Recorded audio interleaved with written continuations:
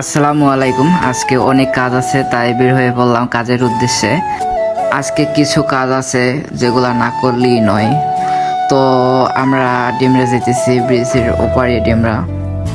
তো কাজ শেষে আমরা বের হয়েছি, তারপর দেখি ফোরবিটা শুনলাম ফোরবিটা নাকি অ্যাক্সিডেন্ট করছে। যে রাইড করতেছিল তার অবস্থা নাকি খুবই খারাপ হয়েছিল, আলহামদুলিল্লাহ এখন সে সুস্থ আছে। তো এখান থেকে আমরা যাইতেছি গাউসিয়া ইয়ামাহা শোরুমে চলে আসছি। তো আমাদের গাড়িটাকে সার্ভিস করতেছে, আমরা তা দেখতেছিলাম যে কি কি করতেছে না করতেছে। তো সময় লাগবে নাকি 2 ঘন্টা। তো আমরা কিছু খাওয়ার উদ্দেশ্যে বের হয়েছি।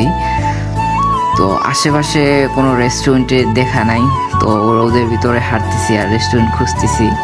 তো খাওয়া দাওয়া শেষ করে চলে আসলাম আবার ইয়ামাহা সার্ভিস সেন্টারে। তো এখানে আমরা ওয়েট করতেছি।